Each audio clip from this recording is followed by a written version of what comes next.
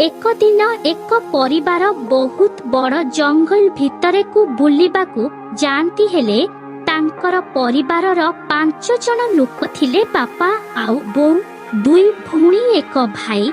2 भौणी ना एक ना पूजा आउ एक ना लिजाय। एक भाई थिला, ताहार नाम मुगुली। हेले जंगल रे बुला बुली करू करू मुगुलीर नजर हठात एक भालू को देखिला। हेले किछि न कही चुप किना सेठाकू चली गला। जाय कि देखिला भालूटी बहुत जखम ही पड़ी अछि। कौन करिबी बुली कहिला। भालू कहंती जे मु गुड़रे एक कटा पसी अछि, एबे बहुत जंत्रणा हेउछि।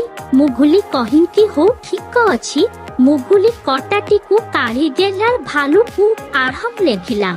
आउ मुगुलीर हठात मने पड़े मोर बापा आउ बोऊ बहुत व्यस्त होथिबे। मु सेठारु दौड़ी की जाउछि। हेले जाई कि देखिति मुगुलीर बापा बोऊ छाड़ी की पड़ाई छती। मुगुली बहुत खोजा खुजी करी देखिंती, हेले केउठी भी नाहंती।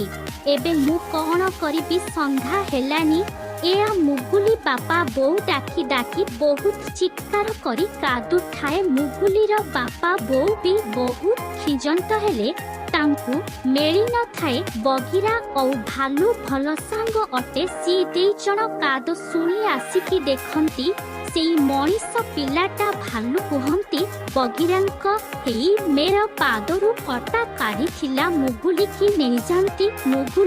मुगुली कहंती, बंधु मते क्षमा करिबे, मु तुमको समस्तंकु प्रकृतरे असुविधारे पकाइछि।